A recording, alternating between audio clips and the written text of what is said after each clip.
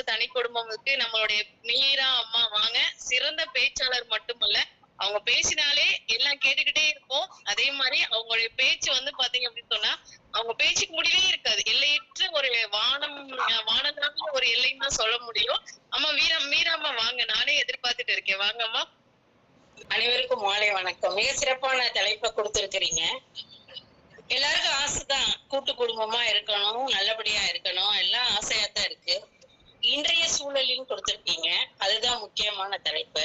சம்சாரம் அது மின்சாரம் படம் எப்பயோ வந்துருச்சு. அப்பவே நீ நல்லா இருக்கியா, நான் நல்லா இருக்கேன், நீ அதுதான் ஹெல்த்தி. ஒரு ரிலேஷன்ஷிப் வந்து ஆரோக்கியமா இருக்கணும்னா அப்படி இருக்கிறதா நல்லது அப்படின்னு நினைக்கிறேன் நான். சரிங்களா?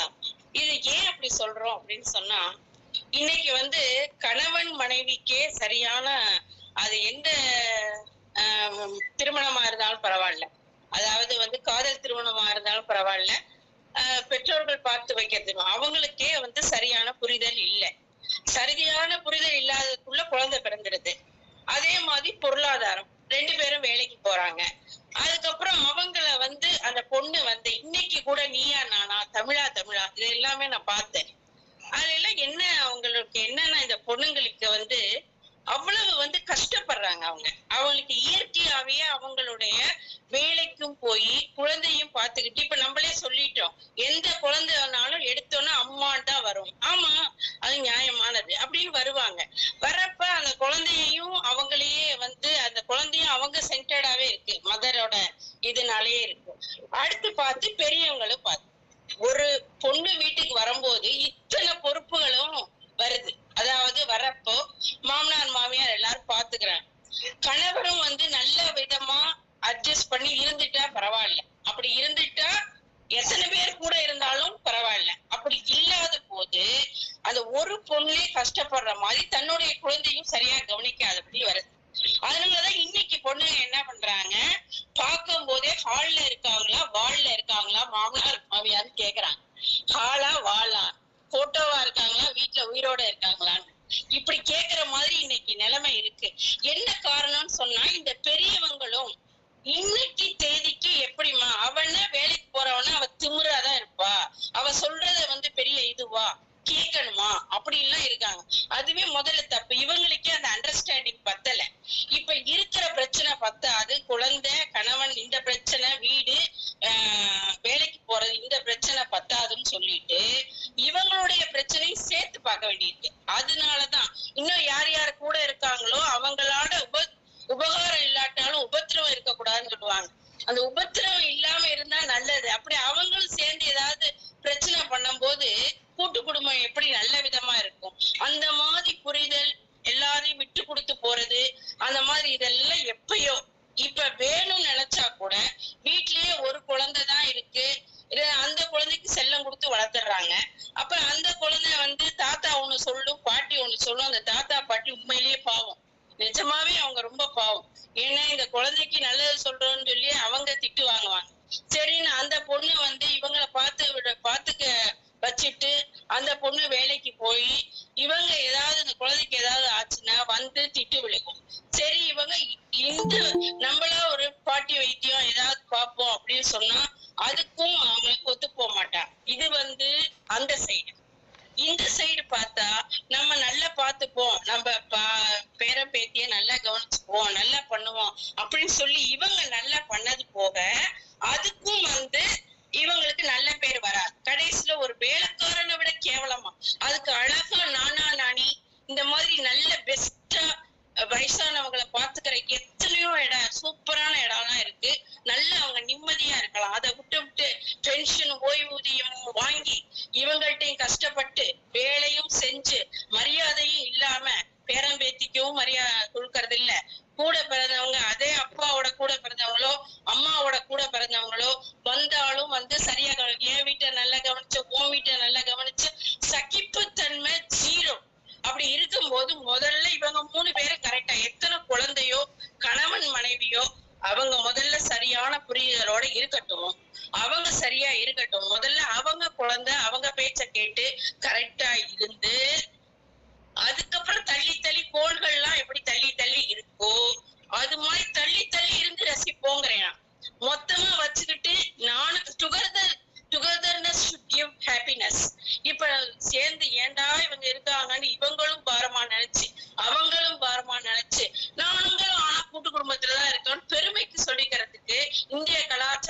அப்படின்னு சொல்லிக்கிறதுக்கு இன்னைக்கு இல்ல. இன்னைக்கு சூழ்நிலை அப்படி இல்லை. ஏன்னா புரிதலோ சகிப்புத்தன்மையோ இல்லவே இல்லை. அப்படி இருக்கும்போது நமக்கு எதுக்கு அந்த இது வேண்டவே வேண்டாம் அப்படிங்கறதுதான் நான் சொல்றேன்.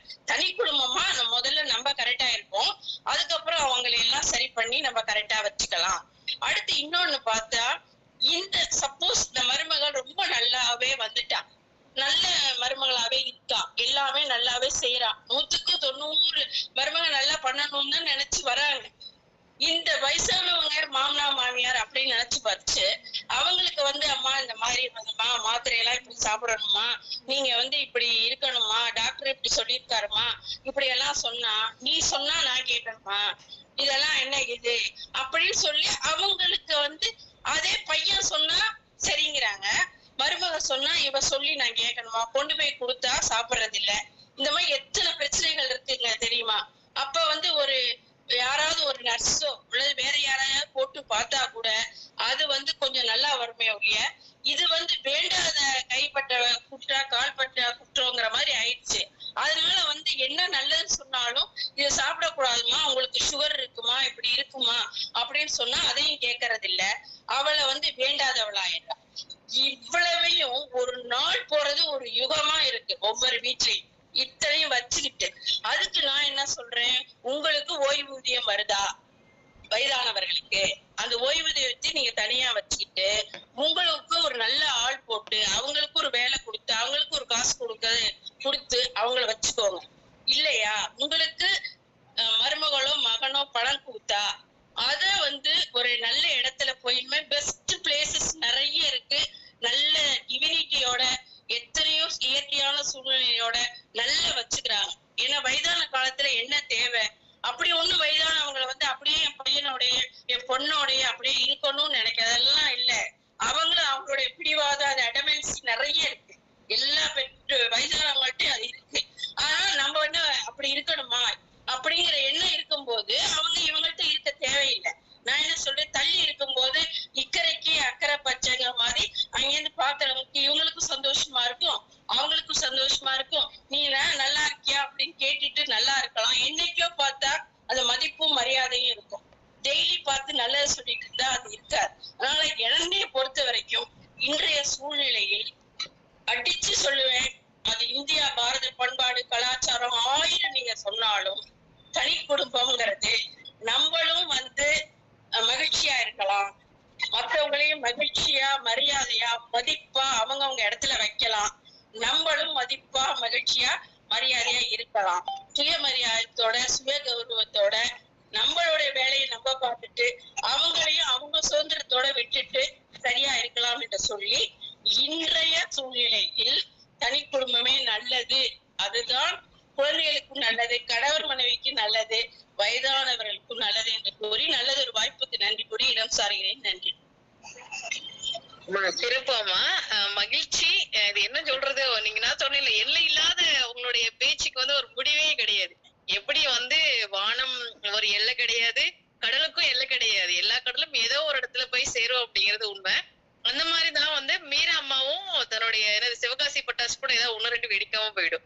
ஆனா இது என்னது, இது சுனாமி எப்ப வருதுன்னே தெரியாது. அந்த அளவுக்கு தனி குடும்பம் தான் எனக்கு வேணும், தனி குடும்பத்துல இருந்துதான் நான் ஜெயிக்க முடியும், நான் கூட்டு குடும்பத்துல இருந்தா என்ன பண்ண முடியாது, அவங்க எப்ப பார்த்தாலும் குறை சொல்லிட்டே தான் இருப்பாங்க, அவங்க கிட்ட போய் நிக்கணுமா, அவங்கதான் பென்ஷன் வருது இல்ல, பென்ஷன் வரும்போது நீங்க எங்கேயா போய் இருந்துக்கோங்க, நிறைய முதியோர்கள் எல்லாம் இருக்காங்க, முதியோர் இல்லம் எல்லாம் இருக்கு இல்லையா அப்படின்னு சொல்லி ஆதங்கம் அப்படின்னு இல்ல, அவங்களுடைய அனுபவத்தை வெளியில சொல்லி இருக்கிறாங்க அப்படின்னு தான் நான் சொல்ல முடியும். ஏன்னா அம்மா சொல்ற அளவுக்கு எனக்கு வயது இல்ல, உண்மை அதுதான்.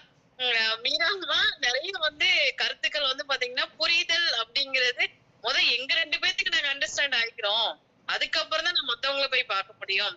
ஏன்னா அவங்களுக்கும் அப்பா அம்மா இருக்கிறாங்க, எனக்கு அப்பா அம்மா இருக்கிறாங்க. அப்பா அம்மா அப்படிங்கிறது பொதுவா என்னைக்கு வர்றாங்களோ அன்னைக்குதான் நான் கூட்டு குடும்பத்துக்கு போக முடியும். அது வரைக்கும் எனக்கு என்ன வேணும், எங்களுக்கு சுதந்திரம் வேணும் அப்படின்ட்டாங்க. அதாவது சுதந்திரம் அப்படிங்கிறது நாட்டுக்கு மட்டும் இல்ல, வீட்டுக்கே தனி குடும்பத்தில் மட்டும்தான் எனக்கு சுதந்திரம் வேணும் அப்படின்னு சொல்லாம சொல்லிட்டீங்க அம்மா.